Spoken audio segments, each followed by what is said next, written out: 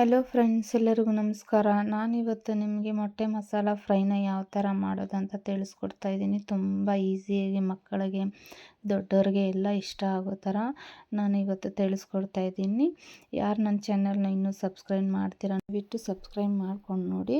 First ನಾನೊಂದು jar ತೊಗೊಂಡು ಆ ಜಾರ್ಗೆ ಒಂದು ಕಟ್ ಮಾಡಿರ್ತಕ್ಕಂಥ ಈರುಳ್ಳಿನ ಸೇರಿಸ್ಕೊತಾ ಇದ್ದೀನಿ. ಅದ್ರ ಜೊತೆಗೆ ಒಂದು ಬೆಳ್ಳುಳ್ಳಿನೂ ಸಹ ನೀಟಾಗಿ ಸಿಪ್ಪೆ ಬಿಡಿಸಿ ಹಾಕ್ಕೊತಾ ಇದ್ದೀನಿ. ಅದಾದಮೇಲೆ ಅದಕ್ಕೆ ಒಂದು ಅರ್ಧ ಇಂಚಾಗಷ್ಟು ಇಂಚು ಮತ್ತು 3 ಹಸಿಮೆಣ್ಸಿನ್ಕಾಯಿನೂ ಸಹ ಸೇರಿಸ್ಕೊತಾ ಇದ್ದೀನಿ. ಅದ್ರ ಜೊತೆಗೆ ಒಂದು ಸ್ವಲ್ಪ ಕಾಳು ಮೆಣಸು ಮತ್ತು ಕೊತ್ತಂಬರಿ ಸೊಪ್ಪು ಮತ್ತು ಪುದೀನ ಸೊಪ್ಪು ಸಹ ಸೇರಿಸ್ಕೊತಾ ಇದ್ದೀನಿ. ಇದ್ರ ಜೊತೆಗೆ ನಾನು ಒಂದು 2 ಚಕ್ಕೆನೂ ಸಹ ಸೇರಿಸ್ಕೊತಾ ಇದ್ದೀನಿ. ಜೊತೆಗೆ ಒಂದು 3 ಲವಂಗನೂ ಸಹ ಸೇರಿಸ್ಕೊತಾ ಇದ್ದೀನಿ. ಇದನ್ನೆಲ್ಲ ಸೇರಿಸ್ಕೊಂಡು ನೀರು ಹಾಕ್ಕೊಂಡು ಅದನ್ನು ರುಬ್ಬಿ ಪೇಸ್ಟ್ ಮಾಡಿ ಇಟ್ಕೋಬೇಕಾಗತ್ತೆ. ಇದಾದಮೇಲೆ ಇದಕ್ಕೆ ನಾನು ಒಗ್ಗರಣೆ ಹಾಕ್ಕೊಳ್ತಾ ಇದ್ದೀನಿ. ಒಗ್ಗರಣೆಗೆ ಒಂದು ಬಾಣಲಿ ತಗೊಂಡು ಆ ಬಾಣಲಿಗೆ ಒಂದು 5 ಸ್ಪೂನ್ ಆಗುವಷ್ಟು ಎಣ್ಣೆ ಸಹ ಸೇರಿಸ್ಕೊತಾ ಇದ್ದೀನಿ. ಎಣ್ಣೆನ ಕಾಯೋದಕ್ಕೆ ಬಿಡಬೇಕಾಗತ್ತೆ. ಅದು ಕಾದ್ಮೇಲೆ ಅದಕ್ಕೆ ಸ್ವಲ್ಪ ಸಾಸಿವೆನೂ ಸೇರಿಸ್ಕೊತಾ ಇದ್ದೀನಿ.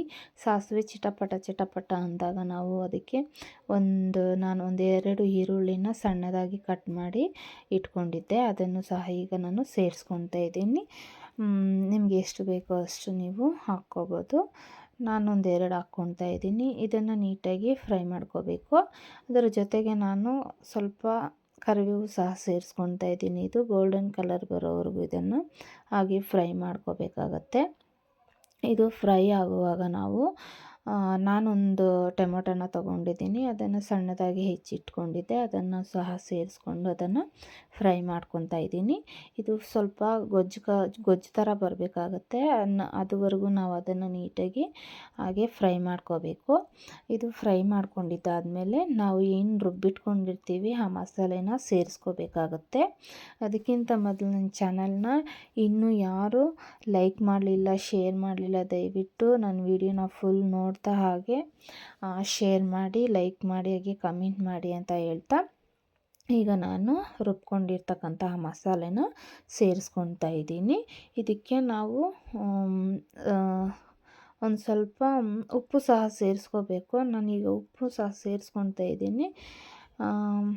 ಉಪ್ಪು ಸೇರಿಸ್ಕೊಂಡಿದ್ದಾದಮೇಲೆ ಇದನ್ನು ನೀಟಾಗಿ ಮಿಕ್ಸ್ ಮಾಡ್ಕೋಬೇಕು.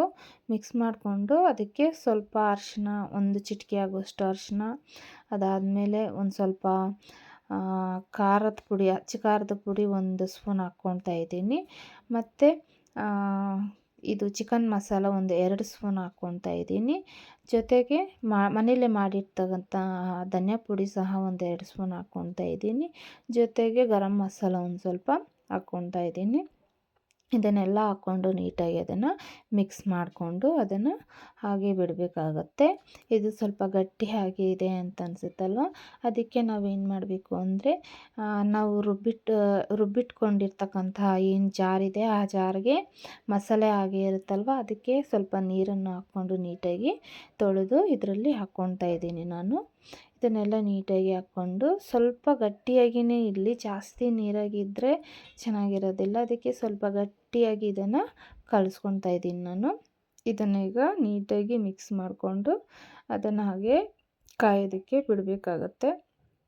ಇದು ನೋಡಿ, ಇಷ್ಟು ಕನ್ಸಿಸ್ಟೆನ್ಸಿನಲ್ಲಿ ನೀರಿದ್ದರೆ ಸಾಕಾಗುತ್ತೆ. ಜಾಸ್ತಿ ನೀರು ಕೂಡ ಹಾಕ್ಕೋಬಾರ್ದು. ನಮಗೇನಾದರೂ ಉಪ್ಪು ಕಡಿಮೆ ಆಗಿದ್ದರೆ ಇಲ್ಲ ಖಾರ ಇನ್ನೂ ಬೇಕು ಅಂತಂದರೆ ನಾವು ಇನ್ನೂ ಸ್ವಲ್ಪ ಸೇರಿಸ್ಕೋಬೋದು. ನಾನೀಗ ಒಂದು ಪ್ಲೇಟ್ನ ಮುಚ್ಚಿಡ್ತಾ ಇದ್ದೀನಿ. ಸ್ವಲ್ಪ ಇದು ಏನಪ್ಪ ಅಂದರೆ ಸ್ವಲ್ಪ ಮೇಲೆ ಎಣ್ಣೆ ಎಲ್ಲ ತೇಲೋವರೆಗೂ ನಾವು ಅದನ್ನು ಹಾಗೆ ಬಿಡಬೇಕು. ಅದು ಸ್ವಲ್ಪ ಎಣ್ಣೆ ಅಂಶ ಮೇಲೆ ಬಂದಾಗ ನಾವು ಮೊಟ್ಟೆನ ಕಟ್ ಮಾಡಿ ಹಾಕ್ಕೋಬೇಕಾಗತ್ತೆ. ನಾನು ಮೊಟ್ಟೆ ಇಲ್ಲಿ ಮಧ್ಯಕ್ಕೆ ಕಟ್ ಮಾಡ್ಕೊತಾ ಇದ್ದೀನಿ. ನೋಡಿ, ಈ ಥರ ಕಟ್ ಮಾಡಿಕೊಂಡು ಮಾಡ್ಕೋಬೇಕಾಗತ್ತೆ. ಇದನ್ನೆಲ್ಲ ಕಟ್ ಮಾಡಿ ಇವಾಗ ಒಂದೊಂದಾಗಿ ನಾವು ಈ ಒಂದು ಮಸಾಲೆಗೆ ಸೇರಿಸ್ಕೊಳ್ಳೋಣ. ನೋಡಿ, ಈ ಥರ ಮಸಾಲೆಗೆ ಸೇರಿಸ್ಕೊಂಡು ನಾನಿಲ್ಲಿ ಒಂದು 10 ಮೊಟ್ಟೆನ ತೊಗೊಂಡಿದ್ದೆ.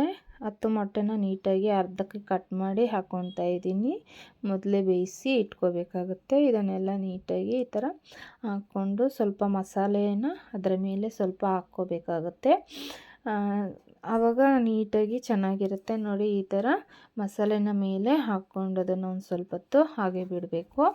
ಇದಾದಮೇಲೆ ನಾವು ಪ್ಲೇಟನ್ನು ಸ್ವಲ್ಪ ಹೊತ್ತು ಮುಚ್ಚಿಟ್ಟು ಸ್ವಲ್ಪ ಬೇಯಿಸ್ಕೋಬೇಕಾಗುತ್ತೆ. ಅಷ್ಟೇ ಫ್ರೆಂಡ್ಸ್, ತುಂಬ ಸಿಂಪಲ್ಲಾಗಿ ಈಸಿಯಾಗಿ ನಾವು ಈ ಒಂದು ರೆಸಿಪಿನ ಮಾಡ್ಕೋಬೋದು. ಮಕ್ಕಳಿಗಂತೂ ಇದು ತುಂಬಾ ಇಷ್ಟ ಆಗುತ್ತೆ. ಅಷ್ಟೊಂದು ಖಾರವಾಗಿ ಉಪ್ಪು ಏನು ಕರೆಕ್ಟಾಗಿ ಹಾಕ್ಕೊಂಡು ಹೋದರೆ ತುಂಬಾ ಚೆನ್ನಾಗಿರುತ್ತೆ. ಮಕ್ಕಳಂತೂ ತುಂಬ ಇಷ್ಟಪಟ್ಟು ತಿಂತಾರೆ.